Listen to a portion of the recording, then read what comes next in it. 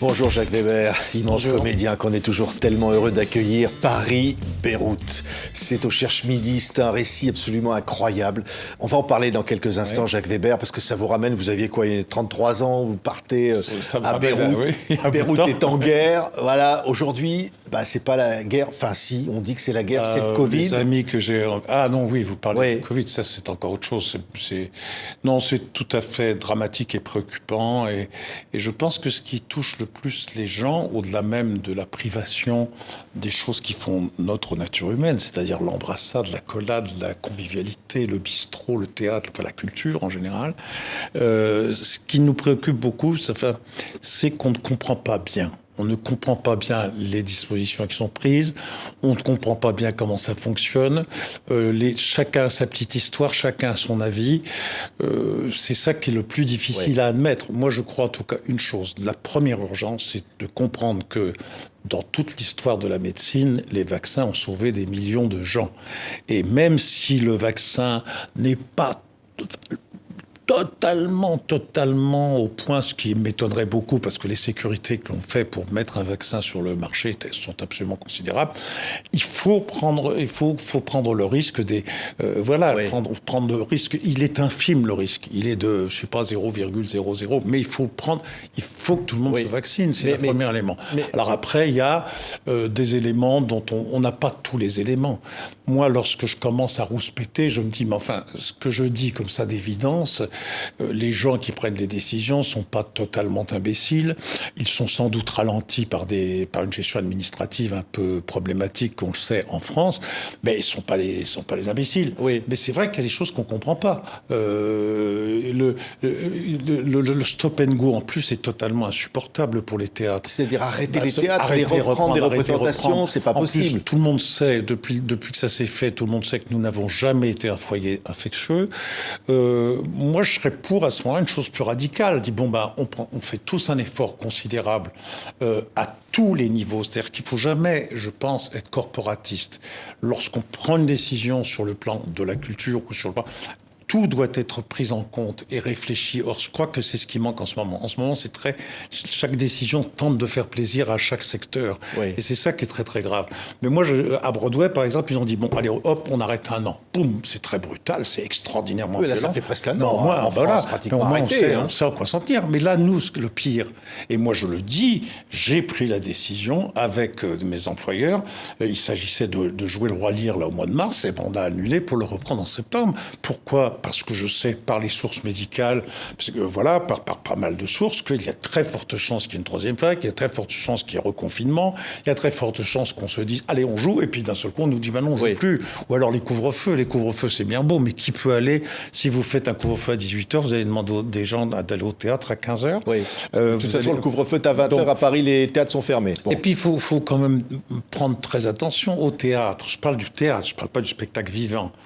Spectacle vivant, il y a à peu près 50% de la population qui est en relation avec le spectacle vivant. Mais c'est 1% les gens qui vont au théâtre. Vous vous rendez compte ?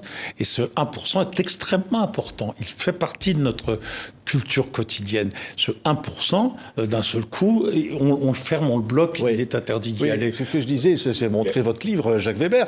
Paris-Beyrouth, je dis vous avez 33 ans, mais à l'époque, on va reparler encore de ce livre, mais à l'époque, le Liban est en guerre, et pourtant, vous tournez des films et pourtant on vit... Aujourd'hui, on dit c'est la guerre contre le Covid, mais il n'y a plus de théâtre. Vous avez signé avec d'autres artistes en disant on veut se faire vacciner, Moi, j'ai dit tout de suite, alors... Très honnêtement, je ne comprends même pas que la question se pose. La science, ce n'est pas une opinion.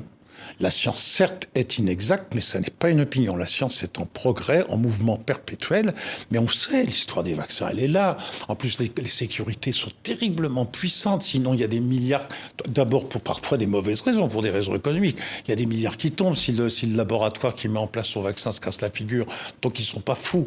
Donc, et puis ces vaccins, non, on le sait désormais, s'ils sont en place, ils fonctionnent. Donc vous dites, il faut se vacciner, il faut réouvrir les salles. Quoi qu'il en soit, il faut vacciner, et quoi qu'il en soit, soit. Vous êtes prêt à vous faire vacciner, Jacques Weber? Moi, dès demain. Alors moi, je suis sous contrôle médical pour d'autres raisons. Oui. Ils m'ont dit, écoutez, votre tour va venir, je les suis. Moi, s'ils me disent demain, venez vous faire vacciner, je peux faire vacciner tout de suite. Mais alors, et le passeport vaccinal?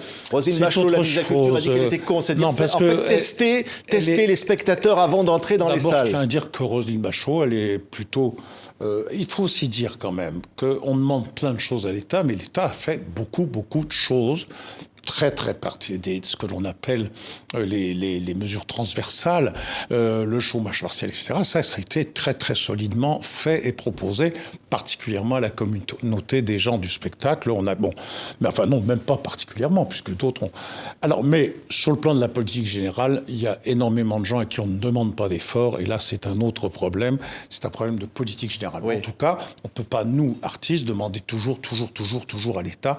L'État, bon an, mal an, dans une politique qui est totalement contestable, en tout cas à mes yeux, a quand même fait relativement d'efforts. Et quant à Roselyne Bachelot, elle est redevable par rapport à un gouvernement derrière elle. Il y a un chef d'État derrière elle.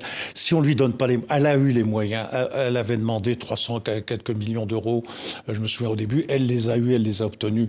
Bravo à elle.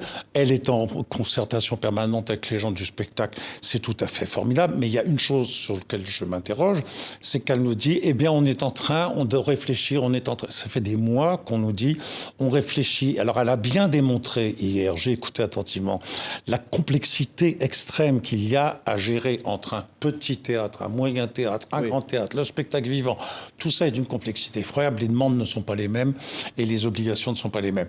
Mais il n'en est pas moins vrai que je pense qu'il faudrait qu'il y ait une volonté politique qui indique que oui, la culture est un élément essentiel, fondateur de notre société, qui a été dit jusqu'ici, parce que c'était considéré comme non essentiel. Justement, ça, c'est une erreur absolument dramatique, voire quasiment...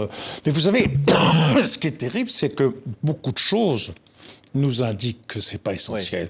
On a rouvert sans problème les supermarchés. On a immédiatement, carrément redonné de l'argent aux automobiles, à l'aviation. Vous savez que le spectacle emploie plus de gens que l'industrie automobile. Plus de 700 000 personnes. Donc il y a tout ça qui est à discuter. Alors moi, je n'ai pas suffisamment de compétences pour aller au-delà. Je respecte tout à fait la personnalité de Roselyne Bachelot, son énergie, sa bonne humeur, qui est pas négligeable en ce moment. Je sais qu'elle est au service d'un État qui, à mon avis, est le contraire de ce que je peux attendre d'une société fraternelle, égalitaire et qui respecte la liberté d'autrui. Il faut pas oublier une chose, c'est que plus la misère s'accroît, ce qui est en train de se passer, plus la pauvreté grandit, ce qui est en train de se passer, plus la richesse se resserre et devient de plus en plus en hauteur, monstrueusement importante pour pas mal de grandes fortunes. Qu'est-ce qui se passe? La liberté, et on ne peut plus être libre. Si on est pauvre, on n'est pas libre. Donc vous voyez que ce fameux chose de nos frontons républicains, pour l'instant, c'est un peu pipeau & co. Jacques Weber était notre invité aujourd'hui sur TV5. Merci Jacques.